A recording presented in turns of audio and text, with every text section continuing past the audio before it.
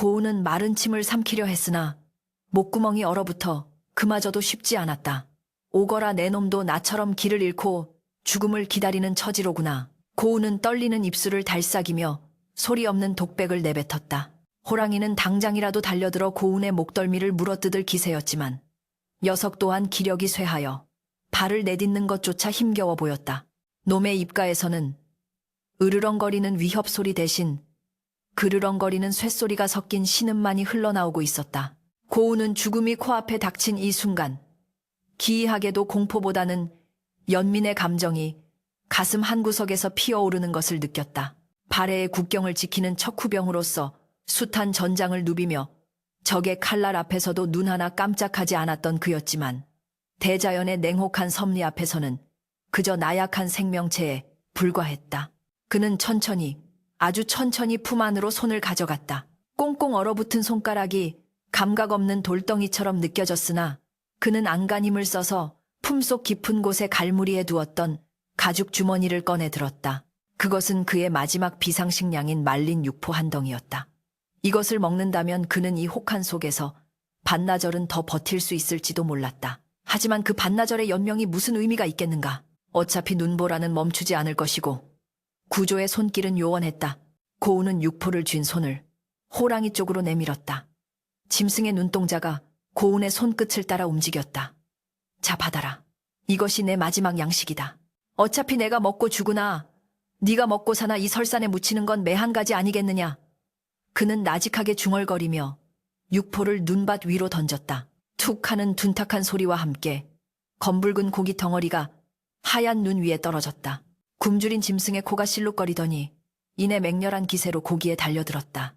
호랑이는 경계심도 잊은 채 허겁지겁 육포를 씹어 삼켰다. 뼈처럼 딱딱하게 굳은 고기였지만 짐승에게는 생명수와도 같았을 것이다. 고우는 그 모습을 멍하니 바라보며 스르르 눈밭에 주저앉았다. 긴장이 풀리자 억눌러왔던 피로와 졸음이 해일처럼 밀려왔다. 이제 더 이상 그에게 남은 것은 없었다. 무기를 들 힘도, 도망칠 기력도, 심지어 뱃속을 채울 한 조각의 음식마저 사라져버렸다. 그가 이 지경이 된 것은 사흘 전 당나라 군대의 동태를 살피러 떠난 정찰 임무에서 비롯되었다. 발해의 국경을 호시탐탐 노리는 당나라의 움직임이 심상치 않다는 첩보를 입수하고 고운이 속한 소대는 은밀히 적진 깊숙이 침투했었다. 그러나 놈들은 이미 매복하고 있었고 빗발치는 화살과 함성 속에서 동료들은 하나둘씩 쓰러져갔다. 혼전 중에 대열에서 이탈한 고운은 추격병을 따돌리기 위해 험준한 산길로 접어들었고 설상가상으로 때 아닌 폭설을 만나 방향 감각을 완전히 상실하고 말았던 것이다. 나침반도 소용없는 눈보라 속에서 그는 사흘 낮밤을 헤매었다. 발가락은 동상으로 검게 변해가고 있었고 환청처럼 들려오는 동료들의 비명소리가 그의 귓가를 맴돌았다. 그는 자신이 발해의 자랑스러운 무사라는 사실조차 잊어버릴 만큼 지쳐 있었다. 그저 따뜻한 불과 김이 모락모락 나는 밥 한 그릇이 간절할 뿐이었다. 육포를 개눈 감추듯 먹어치운 호랑이는 다시 고운을 바라보았다. 그러나 그 눈빛은 처음의 살기등등함과는 사뭇 달라져 있었다. 배를 채운 짐승은 혀로 입가를 핥으며 고운의 주위를 어슬렁거리기 시작했다. 고운은 놈이 이제 후식으로 자신을 잡아먹으려나 보다 생각하며 씁쓸한 미소를 지었다. 그래, 배가 차지 않았다면 나를 취해라. 어차피 얼어 죽을 목숨. 산군의 피와 살이 되는 편이 낫겠지. 그는 검을 옆에 내려놓고 눈을 감았다. 차라리 짐승의 이빨에 고통 없이 숨이 끊어지기를 바라는 마음마저 들었다. 바람소리가 더욱 거세지며 고운의 귓가에서 윙윙거렸다. 그것은 마치 저승에서 부르는 자장가처럼 들렸다. 그는 흐려지는 의식 속에서 고향에 계신 노모의 얼굴을 떠올렸다. 어머니 불효자는 먼저 갑니다. 부디 만수무강하십시오. 눈물이 뺨을 타고 흐르다 이내 얼음 조각이 되어 떨어졌다. 하지만 예상했던 끔찍한 고통은 찾아오지 않았다. 대신 거칠고 뜨거운 무언가가 얼어붙은 그의 손등을 핥는 감촉이 느껴졌다. 까칠한 혀의 감촉에 고우는 화들짝 놀라 눈을 떴다. 호랑이는 그를 잡아먹는 대신 그의 옆에 웅크리고 앉아 있었다. 거대한 몸뚱이에서 뿜어져 나오는 열기가 고운에게 전해져 왔다.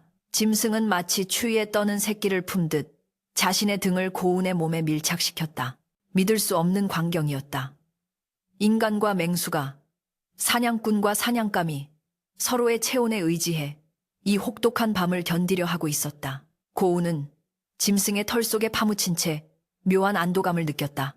맹수의 거친 숨소리가 규칙적인 박동처럼 들려왔고 그 소리에 맞춰 고운의 심장도 차분하게 뛰기 시작했다.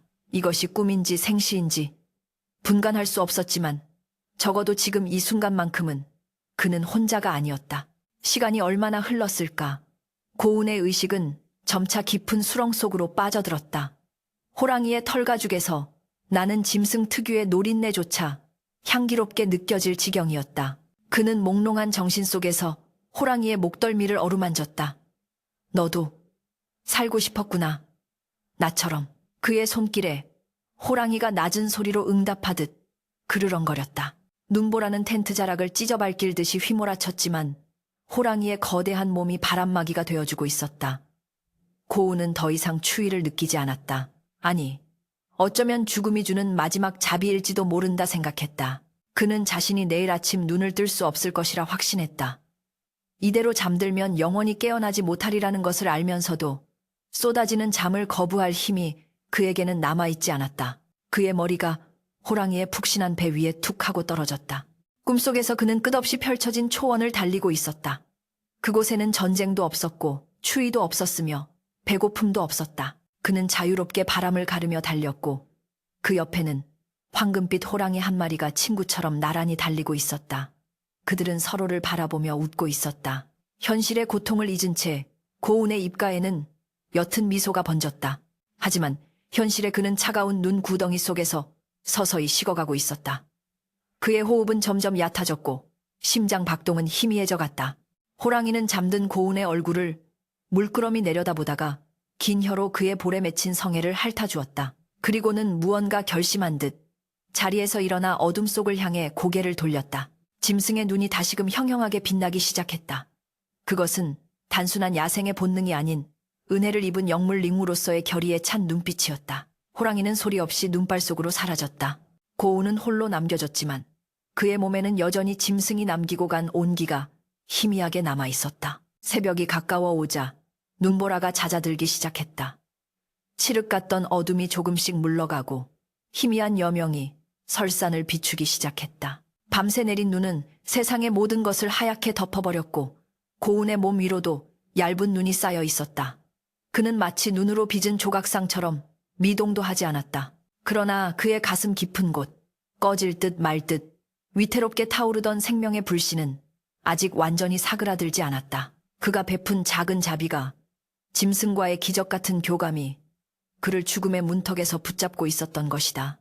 그리고 잠시 후 그가 눈을 떴을 때 마주하게 될 운명은 그의 상상을 초월하는 것이었다. 밤새 사라졌던 호랑이가 다녀간 자리에는 인간의 힘으로는 도저히 설명할 수 없는 기이하고도 충격적인 흔적이 남아 있었다. 고운에 감긴 눈꺼풀이 미세하게 떨렸다. 삶과 죽음의 경계에서 새로운 전설이 막 시작되려 하고 있었다. 여명 리밍이 밝아오자 날카로운 칼날처럼 대지를 핥히던 눈보라가 거짓말처럼 잦아들었다. 고운은 눈꺼풀 위에 무겁게 내려앉은 서리를 털어내며 힘겹게 눈을 떴다. 온몸의 관절이 녹슨 경첩처럼 삐걱거렸고 혈관을 타고 흐르는 피가 살얼음처럼 차갑게 느껴졌다. 자신이 아직 살아있다는 사실이 믿기지 않아 멍하니 하늘을 올려다보던 그는 문득 지난밤의 기이한 기억을 떠올리고 화들짝 놀라 몸을 일으켰다. 거대한 호랑이, 그리고 그 짐승의 품에서 느꼈던 따스한 온기. 그러나 사방을 둘러봐도 눈부시게 하얀 설원 위에는 짐승의 발자국 하나 남아있지 않았다. 오직 바람이 쓸고 지나간 물결 무늬만이 끝없이 펼쳐져 있을 뿐이었다. 꿈이었나? 고우는 허탈한 마음에 탄식을 내뱉으며 고개를 떨구었다.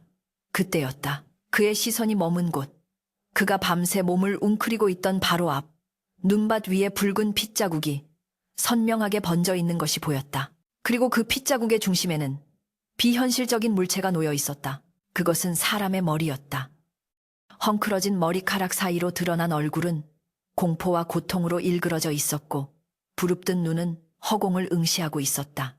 고우는 뒷걸음질치며 비명을 지를 뻔했다. 그러나 이내 그 얼굴이 나틱다는 사실을 깨닫고 쏘스라치게 놀랐다. 짙은 눈썹과 왼쪽 뺨을 가로지르는 흉터, 그리고 무엇보다 투구 장식에 달린 검은 깃털. 그것은 발해군을 수시로 괴롭히며 국경 마을을 쑥대밭으로 만들었던 당나라의 악명 높은 장수, 흥랑 해랑의 수급 셔치, 이 분명했다. 척후병으로서 먼발치에서나마 놈의 얼굴을 익혀두었던 고운의 기억이 틀림없었다. 이럴 수가. 천하의 흥랑이 어찌하여. 고운의 목소리가 전율로 떨렸다. 놈의 목은 마치 단칼에 베인 듯 절단면이 거칠었으나 자세히 보니 날카로운 짐승의 이빨 자국이 깊게 박혀 있었다. 호랑이였다. 그 산군 샨쥔. 이 은혜를 갚기 위해 밤새 적진을 뚫고 들어가 적장의 목을 물어온 것이었다. 충격은 거기서 그치지 않았다. 수금 옆에는 흙도 털리지 않은 싱싱한 약초 한 뿌리가 놓여 있었다. 굵은 뇌두와 사람의 형상을 쏙 빼닮은 몸통, 그리고 사방으로 뻗어나가며 은은한 황금빛을 띠는 잔뿌리들. 척박한 북방의 땅에서 나고 자란 고운조차 한 번도 본 적 없는 영물링우. 바로 천년을 묵어야 나온다는 천종산삼, 텐종산존이었다. 쌉싸름하면서도 달콤한 향기가 코끝을 스치자 고운은 저절로 정신이 맑아지는 것을 느꼈다. 짐승은 굶주린 자신에게 육포 한 조각을 얻어먹고 그 대가로 적장의 목과 산삼을 내놓은 것이다. 인간의 셈법으로는 도저히 가늠할 수 없는 대자연의 호방하고도 무거운 보은이었다. 고운은 떨리는 손으로 산삼을 집어 품 깊숙이 갈무리하고 적장의 머리카락을 움켜쥐었다. 산군이시여, 이 미천한 목숨을 살려주신 것만으로도 과분하거늘 이 은혜를 어찌 다 갚으란 말입니까? 그는 호랑이가 사라진 방향을 향해 큰 절을 올렸다. 눈물 섞인 바람이 그의 뺨을 스치고 지나갔다. 이제 돌아가야 했다. 고운은 적장의 수급을 허리춤에 매달고 본진을 향해 발걸음을 옮겼다. 밤새 굶주리고 얼어붙었던 몸이었지만 이상하게도 발걸음은 깃털처럼 가벼웠다. 품속에 든 산삼의 연기 링치 때문인지 아니면 기적을 체험한 정신적 고향감 때문인지 알 수 없었다. 눈 덮인 산길을 내려오는 동안 그는 수없이 넘어지고 미끄러졌지만 그때마다 다시 일어설 힘이 솟아났다. 적장의 목을 베었다는 공을 세운다면 자신은 물론이고 고향에 있는 노모의 여생 또한 편안해질 것이었다. 하지만 그의 마음 한구석에는 불안한 그림자가 어른거렸다. 일개 척후병이, 그것도 무기 하나 제대로 갖추지 못한 상태에서 적진의 장수를, 그것도 호랑이가 물어다 준 목을 가져간다면 누가 그 말을 믿어줄 것인가. 그러나 지금 그에게 다른 선택지는 없었다. 그는 결연한 표정으로 눈보라가 멈춘 설원을 가로질렀다. 한나절을 꼬박 걸어 발해군 주둔지에 도착했을 때 병영은 긴장감에 휩싸여 있었다. 흥랑의 부대가 며칠째 보이지 않자 적의 매복을 의심하여 경계태세를 강화하고 있었던 것이다. 보초병들은 눈사람처럼 하얗게 변해버린 채 비틀거며 다가오는 고운을 발견하고 창을 겨누었다. 멈춰라. 암구호를 대라. 고운은 갈라진 목소리로 암구호를 외치며 무릎을 꿇었다. 제3정찰조 고운입니다. 적장 흥랑의 수급을 가져왔습니다. 그의 외침에 보초병들의 눈이 휘둥그레졌다. 곧이어 소란이 일었고 병영의 문이 열리며 수십 명의 병사들이 몰려나왔다. 그들은 고운의 허리춤에 매달린 끔찍한 전리품을 보고 경악을 금치 못했다. 소문은 삽시간에 퍼져나갔고 곧이어 지휘관의 호출이 떨어졌다. 고운은 병사들의 부축을 거부하고 당당하게 그러나 겸허한 자세로 지휘막사로 향했다. 지휘막사 안에는 부대장, 자명, 즈밍, 이 호피가 깔린 의자에 거만하게 앉아 있었다. 그는 평소 출신 성분을 따지며 평민 출신 병사들을 멸시하기로 유명한 인물이었다. 자명은 고운이 받친 흥랑의 머리를 혐오스러운 눈길로 내려다보더니 코웃음을 쳤다. 내 놈이 이자의 목을 베었다고 거짓말도 정도껏 해야지. 내 놈 소대원들은 전멸했다고 보고가 들어왔는데 혼자 살아서 돌아온 것도 모자라 적장의 목을 가져와 자명의 목소리에는 불신과 조소가 가득했다. 고운은 바닥에 머리를 조아리며 읍소했다. 소인 하늘을 우러러 한 점 부끄러움이 없습니다. 눈보라 속에 고립되었다가 우연히 산군을 만났고 고운은 지난밤의 일을 사실대로 고했다. 호랑이에게 육포를 주었고 그 보답으로 호랑이가 이 목을 가져다 주었다고. 이야기를 듣는 내내 막사 안의 장수들은 웅성거렸고 개중에는 킬킬거리며 비웃는 자들도 있었다. 이런 미치광이를 보았나. 자명이 탁자를 내리치며 고함을 질렀다. 호랑이가 은혜를 갚아 내 놈은 지금 군법을 농락하고 지휘관을 능멸하려는 것이냐. 짐승이 사람의 목을 베어다 바친다는 게 가당키나 한 소리인가. 자명의 분노는 단순한 불신을 넘어선 질투에 가까웠다. 자신조차 몇 년을 대치하며 잡지 못한 적장을 고작 말단 병졸이, 그것도 짐승의 도움으로 잡았다는 사실을 인정하고 싶지 않은 것이었다. 필시 내 놈이 적과 내통하여 아군을 팔아넘기고 그 대가로 죽은 시체에서 목을 잘라와 공을 가로채려 한 것이 분명하다. 그렇지 않고서야 어찌 내 놈만 살아서 돌아올 수 있었겠느냐. 자명의 억지 논리의 고우는 억울함으로 가슴이 터질 것만 같았다. 아닙니다. 결코 아닙니다. 제 품에 있는 이 산삼을 보십시오. 이것 또한 산군이 주신. 고우는 급히 품에서 산삼을 꺼내려 했으나 자명은 그럴 기회조차 주지 않았다. 저놈을 당장 끌어내라. 적과 내통한 간자간저 혐의로 옥에 가두고 날이 밝는 대로 참수형에 처하겠다. 자명의 섯을 퍼런 명령에 병사들이 달려들어 고운을 결박했다. 고운은 거칠게 반항하며 소리쳤다. 장군, 제 말을 믿어주십시오. 이 산삼을 보시면 제 말이 거짓이 아님을 아실 겁니다. 그러나 병사들은 그의 입에 재갈을 물리고 질질 끌고 나갔다. 억울함에 눈물이 솟구쳤으나 소용없었다. 막사 밖으로 끌려나가는 고운의 시야에 자신이 목숨 걸고 가져온 흥랑의 머리가 자명의 발밑에 뒹구는 모습이 들어왔다. 영웅이 되어 돌아온 그를 기다리고 있는 것은 환호와 포상이 아니라 차가운 멸시와 죽음의 그림자뿐이었다. 병사들은 그를 영창이라 불리는 깊은 토굴 속에 던져 넣었다. 빛 한 줄기 들지 않는 축축하고 어두운 토굴 속 곰팡이 냄새와 피비린내가 진동하는 그곳에 처박힌 고운은 벽에 기대어 거친 숨을 몰아쉬었다. 온몸이 밧줄에 묶여 옴짝달싹할 수 없었지만 품속에 숨겨둔 산삼의 감촉만은 선명하게 느껴졌다. 짐승은 인간에게 밥 한 끼의 은혜를 갚기 위해 목숨을 걸고 적진을 뚫었는데 인간은 동족의 공을 시기하여 누명을 씌우고 죽이려 하고 있었다. 짐승만도 못한 놈들. 고운은 피 섞인 침을 바닥에 뱉으며 이를 갈았다. 분노가 치밀어 올라 차라리 혀를 깨물고 죽고 싶은 심정이었다. 그러나 이대로 죽을 수는 없었다. 산군이 살려준 목숨이었다. 그 신령스러운 짐승이 자신에게 산삼을 준 데에는 분명 다른 뜻이 있을 것이라 믿고 싶었다. 밤이 깊어지자 토굴 밖에서 병사들의 잡담 소리가 들려왔다.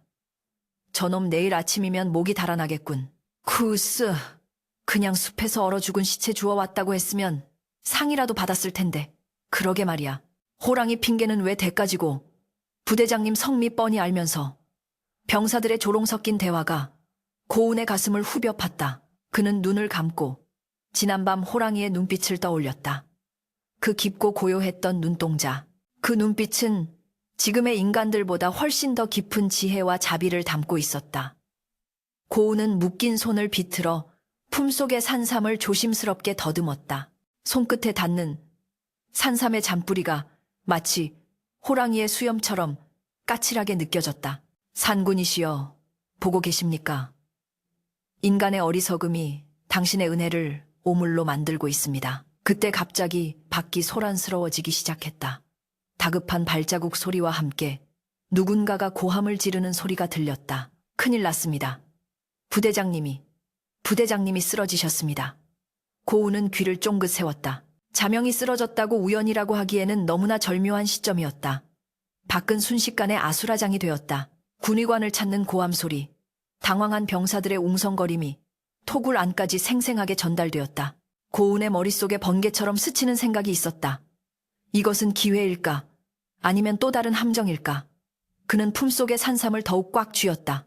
이 신령한 약초가 단순한 선물이 아니라 앞으로 닥쳐올 운명을 예견한 산군의 또 다른 배려였음을 직감하는 순간이었다. 어둠 속에서 고운의 눈빛이 호랑이의 그것처럼 형형하게 빛나기 시작했다. 토굴 밖의 소라는 점차 아비규환, 아비저관의 양상으로 번져가고 있었다. 횃불이 어지럽게 춤을 추고 병사들의 고함 소리가 끊이지 않는 것으로 보아 부대장 자명의 상태가 예사롭지 않음을 짐작할 수 있었다. 고운은 축축한 벽에 등을 기댄 채 눈을 감고 깊은 생각에 잠겼다.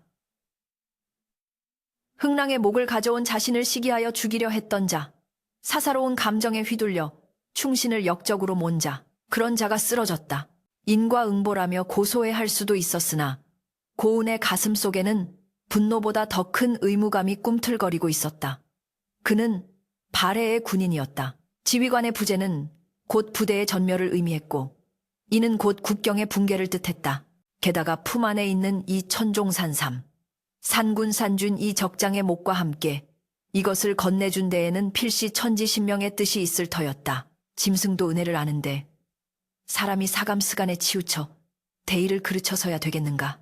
고운은 결심한 듯 굳게 다물었던 입을 열었다. 여봐라. 밖에 누구 없느냐. 썩 문을 열거라. 고운이 목청껏 소리치자 잠시 후 옥문을 지키던 병사가 짜증 섞인 얼굴로 창살 사이를 들여다보았다.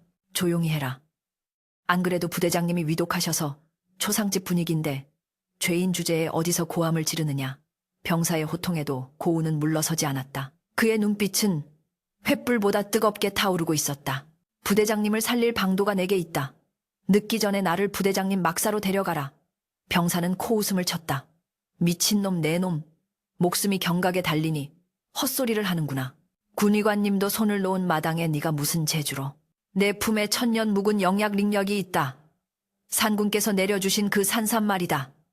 이것이면 장군의 막힌 혀를 뚫고 기력을 되살릴 수 있다. 고운의 절박한 외침에 병사의 표정이 흔들렸다. 그 역시 고운이 잡혀올 때 산삼 이야기를 얼핏 들은 터였다. 만에 하나 사실이라면, 그리고 자신이 이를 묵살했다가 부대장이 죽기라도 한다면 그 책임은 고스란히 자신에게 돌아올 것이었다. 잠시 후 고운은 결박당한 채 병사들의 부축을 받으며 지휘 막사로 들어섰다. 막사 안은 침통한 침묵만이 감돌고 있었다. 자명은 안색이 흑빛으로 변한 채 거친 숨만 몰아쉬고 있었고 입가에는 허여멀건 거품이 말라붙어 있었다. 침상 곁에는 백발이 성성한 군의관이 고개를 떨구고 앉아 있었는데 그의 표정은 이미 체념한 듯했다. 지병이었던 풍질 다풍이 급격히 악화되었습니다. 이미 도끼가 오장육부에 퍼져 맥이 잡히지 않으니 마음의 준비를 하시는 것이 군의관의 떨리는 목소리에 부관들이 탄식을 내뱉었다. 그때 고운이 병사들을 뿌리치고 앞으로 나서며 무릎을 꿇었다. 의관님, 아직 늦지 않았습니다. 소인에게 영약이 있습니다. 모두의 시선이 고운에게 쏠렸다. 부관 중 하나가 칼을 뽑아들며 소리쳤다. 네, 이놈 여기가 어디라고 감히. 그러나 군의관이 손을 들어 그를 제지했다. 영약이라니 보여보거라. 고운은 묶인 손을 힘겹게 움직여 품속에서 가죽 주머니를 꺼냈다. 주머니를 열자마자 막사 안에 퀴퀴한 병마, 빅모의 냄새를 단숨에 덮어버리는 그윽하고도 강렬한 향기가 퍼져나갔다.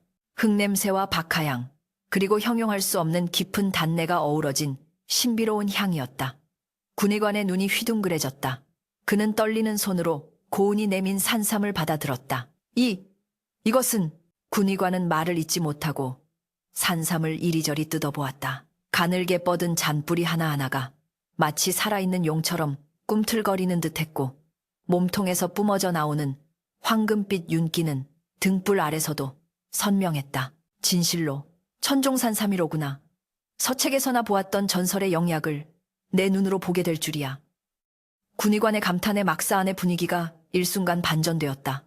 죽음의 그늘이 걷히고 희미한 희망의 빛이 감돌기 시작했다. 군의관은 지체 없이 산삼의 뇌두를 잘라내고 몸통을 얇게 저며 탕약기에 넣었다. 끓일 시간조차 부족했기에 뜨거운 물에 우려내어 그 즙을 자명의 입에 흘려넣기로 한 것이다. 모두가 숨을 죽이고 지켜보는 가운데 진한 갈색 액체가 자명의 굳게 닫힌 입술 사이로 흘러 들어갔다. 한 모금 두 모금. 처음에는 아무런 반응이 없었다. 불안한 침묵이 다시금 막사를 짓누르려는 찰나 자명의 모굴대가 크게 꿈틀거리더니 커헉하는 소리와 함께 막혀있던 숨이 터져나왔다. 잿빛이었던 그의 얼굴에 아주 천천히, 그러나 확실하게 붉은 혈색이 돌기 시작했다. 불규칙하게 뛰던 맥박이 점차 안정을 되찾았고 굳어있던 손가락이 미세하게 움직였다. 군의관이 환희에 찬 목소리로 외쳤다. 맥이 돌아왔습니다. 장군께서 고비를 넘기셨습니다. 막사 안의 병사들이 일제히 환호성을 질렀다. 한시진 2시간쯤 지났을까 자명이 무겁게 눈을 떴다. 아직 초점은 흐릿했지만 의식은 분명히 돌아와 있었다. 그는 자신의 곁을 지키고 있는 군의관과 부관들, 그리고 저만치 아래에 무릎 꿇고 있는 고운을 차례로 바라보았다. 군의관이 자초지종을 설명했다. 고운이 가져온 산삼 덕분에 목숨을 건졌다는 이야기를 듣는 자명의 표정은 복잡 미묘하게 일그러졌다. 자신이 죽이려 했던 자에게 목숨을 빚진 상황. 자존심 강한 그로서는 받아들이기 힘든 현실이었으나 온몸에 퍼지는 뜨거운 기운이 그 사실을 증명하고 있었다. 자명은 힘없는 목소리로 고운을 불렀다. 가까이 오라. 고운이 무릎으로 기어 침상 곁으로 다가갔다. 자명은 고운의 눈을 뚫어지게 응시했다. 어찌하여 나를 살렸느냐? 내가 죽으면 너는 자유의 몸이 될 수도 있었을 텐데. 고운은 고개를 숙이며 담담하게 대답했다. 소인은 발해의 군졸입니다. 장군은 제 상관이십니다. 사사로운 원한으로 지휘관을 잃으면 우리 군은 오합지졸이 되고 국경은 위태로워집니다. 또한 이 산삼은 산군께서 제게 주신 것이나 그 뜻은 저 혼자 잘 살라는 것이 아니라 나라를 지키는 데 쓰라는 것이라 여겼습니다. 장군께서 살아계셔야 적을 막을 수 있기에 저는 그저 산군의 뜻을 따랐을 뿐입니다. 고운의 목소리에는 한 점의 가식도 없었다. 우직하리만큼 올곧은 충심종신. 자명은 부끄러움에 얼굴이 화끈거렸다. 호랑이가 적장의 목을 물어왔다는 말을 비웃고 그를 모함했던 자신의 옹졸함이 뼈저리게 느껴졌다.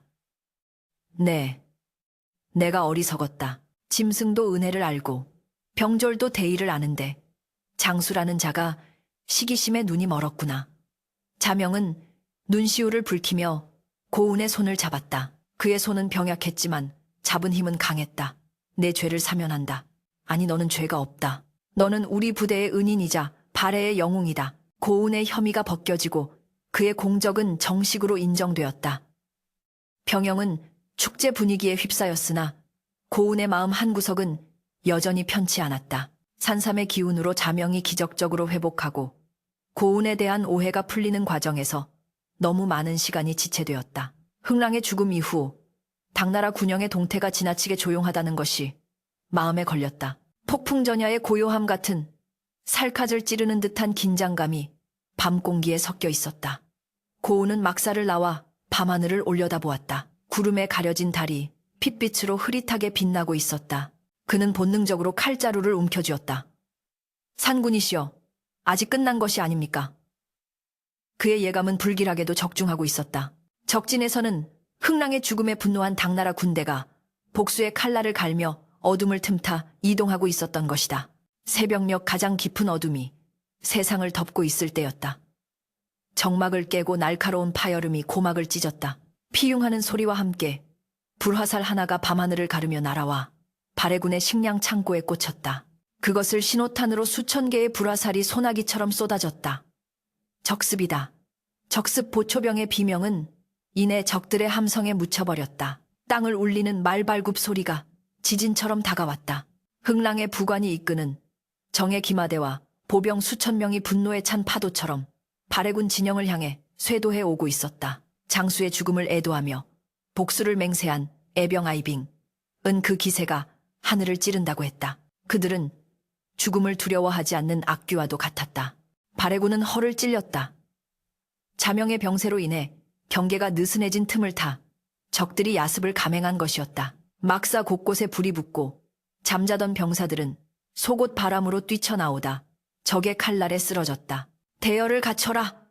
방패병 앞으로 막 회복한 자명이 갑옷도 제대로 갖추지 못한 채 지휘검을 휘두르며 독려했지만 이미 전세는 기울어 있었다. 수정 열세의 기습까지 당한 발해군은 속수무책으로 밀려났다. 불타는 막사 사이로 비명과 신음이 뒤엉켰고 하얀 설원은 순식간에 선혈로 낭자했다. 고운은 혼란의 와중에서도 침착하게 동료들을 규합하여 방어선을 구축하려 애썼다. 그는 양손에 검을 쥐고 선봉에서 적들을 베어 넘겼다. 그의 검이 춤을 출 때마다 적병들이 추풍낙엽처럼 쓰러졌으나 적들의 수는 끝이 보이지 않았다. 밀리면 죽는다. 여기서 물러서면 내 뒤에 형제들이 죽는다. 고운이 사자후를 토하며 분전했지만 적들은 시체를 넘고 넘어 파도처럼 밀려들었다. 놈들은 오로지 사육만을 목적으로 하는 듯 잔혹했다. 흥랑의 수급을 가져간 자를 찾기 위해 혈안이 되어 있었다. 포위망은 점점 좁혀져 왔고 발해군의 생존자들은 벼랑 끝으로 몰리고 있었다. 고운의 갑옷은 이미 너덜너덜해졌고 그의 몸 곳곳에서도 피가 흘러내렸다. 숨이 턱끝까지 차올랐다. 절망적인 상황 속에서 고운은 문득 지난밤 눈보라 속에서 보았던 호랑이의 눈빛을 떠올렸다. 이대로 끝인가? 산군이 주신 두 번째 생명도 여기까지란 말인가? 그의 시야가 피와 땀으로 흐려질 무렵 저 멀리 어둠 속 숲의 경계에서 무언가 거대한 그림자들이 꿈틀거리는 것이 보였다. 바람의 방향이 바뀌고 있었다. 피비린내 진동하는 전장 위로 익숙하고도 야생적인 짐승의 냄새가 실려오기 시작했다. 피비린내가 진동하는 설원은 아수라장 그 자체였다. 흰 눈은 이미 붉은 진흙탕으로 변해버렸고 잘려나간 팔다리와 주인을 잃은 투구들이 여기저기 나뒹굴고 있었다. 발해군의 방어선은 이미 붕괴 직전이었다. 수적 우위를 앞세운 당나라 군대는 마치 굶주린 늑대떼처럼 집요하게 파고들었다. 고운은 가쁜 숨을 몰아쉬며 피 묻은 검을 고쳐 잡았다.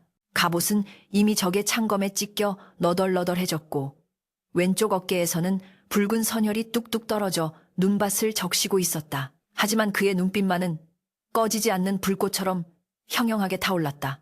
여기서 물러서면 끝장이다. 죽기를 각오하고 싸워라. 우리가 무너지면 뒤에 있는 가족들이 유린당한다. 고운의 외침에 지친 병사들이 마지막 힘을 짜내어 창을 내질렀으나 밀려오는 적의 파도를 막아내기에는 역부족이었다. 옆에서는 부대장 자명이 부러진 창대를 지팡이 삼아 힘겹게 버티고 있었다. 산삼 덕분에 기력은 회복했으나 갑작스러운 야습에 제대로 무장조차 갖추지 못한 그의 몸은 상처투성이었다. 자명은 피 섞인 침을 뱉으며 고운을 향해 쓴웃음을 지었다. 고운아, 내 평생 전장을 누볐으나 오늘이 내 제삿날인 모양이다. 내 놈을 의심했던 죄를 저승에 가서라도 갚으려 했건만 그럴 시간조차 주지 않는구나. 적의 기마대가 흙먼지를 일으키며 발해군의 중앙을 돌파해 들어왔다. 그 선봉에는 흥랑의 부관이었던 곰처럼 거대한 체구의 적장이 쌍도끼를 휘두르며 포효하고 있었다. 저놈이다. 흥랑 장군의 목을 가져간 쥐새끼가 저놈이다. 내 친히 저놈의 배를 가르고 간을 씹어 먹으리라. 적장에 살기 어린 시선이 고운에게 고정되었다. 수십 명의 정예병이 고운을 애워싸기 시작했다. 고운은 이를 악물었다. 사방이 적이었다. 탈출구는 없었다. 그는 하늘을 올려다보았다. 검은 먹구름 사이로 희미한 달빛이 비치고 있었다. 산군이시여, 당신이 주신 생명 여기까지인가 봅니다. 하지만 비겁하게 등을 보이며 죽지는 않겠습니다. 고운은 마지막 힘을 다해 검을 들어 올렸다. 적들이 비릿한 미소를 지으며 포위망을 좁혀오던 그 순간이었다. 쿠오오오. 천지를 뒤흔드는 굉음이 전장을 덮쳤다. 그것은 천둥 소리도 지진의 울림도 아니었다. 대지의 깊은 곳에서부터 끌어올라 영혼을 얼어붙게 만드는 원초적인 공포의 소리였다. 병사들의 귀를 찢을 듯한 그 포효 소리에 싸움터의 모든 움직임이 일순간 정지했다. 칼을 내리치던 자도, 비명을 지르던 자도, 도망치던 자도 모두 얼어붙은 듯 소리가 들려온 곳을 바라보았다. 전장의 북쪽 깎아지른 듯한 절벽 위에서 거대한 그림자가 달빛을 등지고 서 있었다. 집채만 한 덩치, 밤하늘의 별보다 더 시퍼렇게 빛나는 두 눈, 그리고 바람에 흩날리는 황금빛 털. 그것은 전설 속에서나 존재한다는 백두의 주인, 산군 산준이었다. 그러나 놈은 혼자가 아니었다. 산군의 뒤로 어둠 속에서 수많은 푸른 안광들이 하나둘씩 켜지기 시작했다. 10, 아니 그 이상이었다. 산중의 맹수들이 산군의 부름을 받고 이곳에 집결한 것이었다. 호랑이다. 산군이 나타났다. 적병 중 누군가가 공포에 질린 목소리로 비명을 질렀다. 그 비명이 신호탄이라도 된 듯 산군이 절벽 아래로 몸을 날렸다. 그 거대한 몸뚱이가 허공을 가르며 적진의 한복판으로 떨어졌다. 과직하는 끔찍한 파열음과 함께 방금까지 고운을 위협하던 적장과 말이 동시에 지식여졌다. 산군의 앞발이 닿는 곳마다 뼈가 부러지고 투구가 종이장처럼 구겨졌다. 그 뒤를 이어 늑대 표범, 그리고 또 다른 호랑이들이 눈사태처럼 쏟아져 내려왔다. 그것은 전투가 아니었다. 일방적인 도륙이자 대자연이 인간의 오만함에 내리는 처절한 징벌이었다. 맹수들은 아군과 적군을 구별하는 듯 발해군은 건드리지 않고 오직 당나라 군대만을 집요하게 공격했다. 특히 말들이 문제였다. 호랑이의 냄새를 맡은 말들은 미친 듯이 날뛰며 기수들을 떨어뜨렸고 낙마한 병사들은 맹수의 이빨과 발톱 아래 처참하게 찢겨나갔다. 이건 전쟁이 아니다. 산신산신의 저주다. 도망쳐라. 당나라 군대는 공황 상태에 빠졌다. 훈련받은 정예병이라 자부하던 그들이었지만 칼과 창이 통하지 않는 맹수들의 습격 앞에서는 무력한 먹잇감에 불과했다. 화살을 쏘아보아도 두꺼운 가죽을 뚫지 못했고 창을 내질러도 날렵한 몸놀림을 당해낼 수 없었다. 산군은 전장을 휘젓으며 포효했다. 그 소리가 울려 퍼질 때마다 적병들의 간담이 서늘해져 다리에 힘이 풀렸다. 고우는 넋을 잃고 그 광경을 바라보았다. 자신이 구해주었던 굶주려 죽어가던 그 호랑이가 맞는지 의심스러울 정도로 놈은 압도적인 위용을 뽐내고 있었다. 놈은 마치 춤을 추듯 적진을 유린했다. 한 번의 도약으로 수장을 뛰어넘고 한 번의 휘두름으로 서너 명의 목숨을 거두었다. 피냄새가 진동할수록 맹수들의 야성은 더욱 흉포해졌다. 혼란의 도가니 속에서 고운을 노리던 적의 잔당들이 마지막 발악을 시도했다. 저놈을 죽여라. 저놈이 요술을 부린 것이다. 10여 명의 병사가 고운을 향해 창을 겨누고 달려들었다. 고운은 피할 힘도 남아있지 않았다. 그때였다.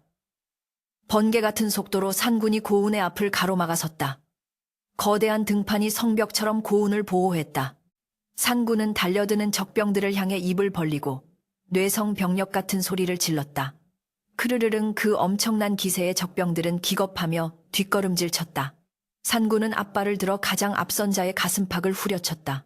병사는 비명도 지르지 못한 채 수십 발자국 뒤로 날아가 처박혔다.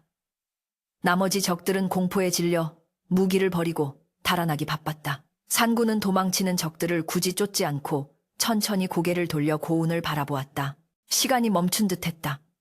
피와 살점이 튀는 지옥 같은 전장 한복판에서 고운과 호랑이는 서로의 눈을 깊이 들여다보았다. 놈의 입가에는 적의 피가 흥건했지만 그 눈빛만은 더없이 맑고 고요했다. 고운은 전율을 느꼈다. 그 눈은 말하고 있었다. 이것으로 빚을 갚았다고. 아니 그 이상의 무언가가 있었다. 인간과 자연이 맺은 신성한 계약 생명을 나눈 자들만이 공유할 수 있는 묵직한 유대감이 그들 사이를 흐르고 있었다. 고운은 저도 모르게 무릎을 꿇고 고개를 숙였다. 그것은 맹수에 대한 굴복이 아니라 산을 지키는 진정한 왕에 대한 경이었다. 고맙습니다. 산군이시여. 이 미천한 목숨을 2번이나 구해주시는군요. 고운의 목이 메어왔다.